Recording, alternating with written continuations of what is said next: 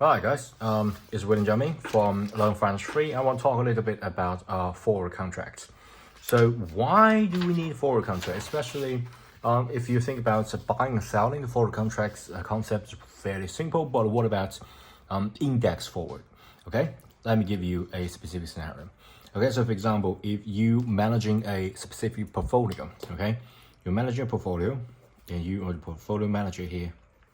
And this portfolio invests a specific, say, index fund. So, for example, you invest in Americans, U.S., say, some sort of index, maybe tech index, something like that. You will get average of, say, 8% per year return, and it's great for pension funds. Okay, so if you think about this, it's fairly simple for the manager. You just invest. You got money, you invest in that fund. You got money, you invest in that index fund. But what if there is a, say, rapidly growing market? Okay, so the index is rapidly growing, and you are at this period of time. So it's that time period. You're at here, and you want quickly invest in this index, but we don't have the money, and you are expecting at some certain time. So for example, let me just call it T. Okay, I already got a T, so maybe it's capitalized T and T. Okay, so at some T, you will get a huge amount of money, and you want invest the money to the index fund. But if you receive that money at a time T, in the future you get here. Okay, you don't want buy the overvalued stock market. You want to invest right now. So once you know that specific amount, so I know there will be say I don't know, maybe $1 billion US funds invest in my fund, I can expect that. And I am afraid of the equity index going up. So here is a little trick for you. If you are afraid of something, okay, buy a forward, or enter into a forward to be precise, and hedge it. You're afraid of it going up, so you hedge of going up. So while it's going up, you're not spending more money, but rather the forward contract can assure you to enter. Maybe you think just lock the price here. Okay, so that's basically the logic behind all this. And let's just do a little bit of calculation. And let me just give you some of the real life example.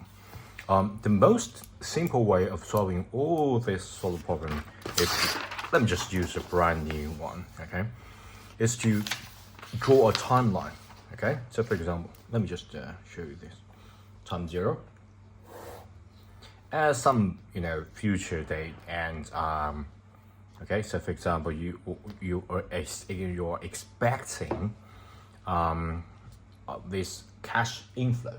Okay, you are expecting the cash inflow, so you enter the forward contract at time 0 at a specific date.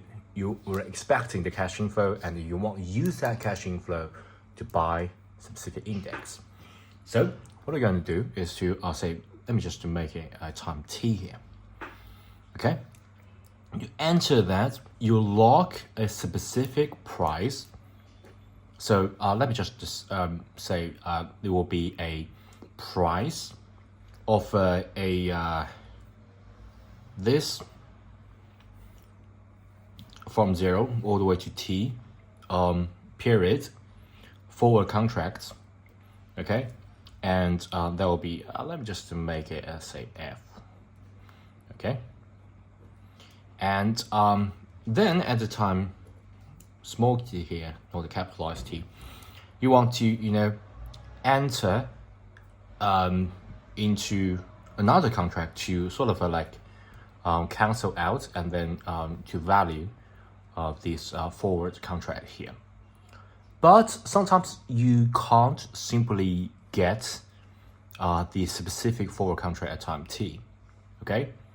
But luckily, you can find the index price right now, okay? And that means at time t. Once you find it, you get rid of all this future benefit that you will get, and you discount this forward price to enter at time 0. You discount that back, and you subtract it. You calculate the difference, and then you can get the value right here, okay? And I'm using index right now. So the index means it's a continuous compounding. So whether it's a risk-free rate, or whether it's a, say, the dividend rate, it's continuous compounding. So you have to use the E here. Let me show you. So things you want to calculate the value, okay, I'm going to say the value here. Value equals to, we're using, if I buy this, like the stock index right now, you can get the ST here. But if you buy this price, which means that is the price here, you are not going to get all these future benefits. And it's continuous compounding, so you're going to divide by E and dividend. Okay, so what I'm going to do is to R dividends, is continuous compounding, multiply that by this period of time. Okay, now this period of time using T, subtract T. Okay, so there will be a specific days and 360. So you just subtract all this future benefits, and you got something like this. Okay, so this is the contract that you can have right now, and you compare this contract that you enter at time t, at time 0. Okay, but that contract price is settled at time t, so you're going to discount that back to here. So subtract, so just calculate the difference. And you're going to use the F, let me use FP here.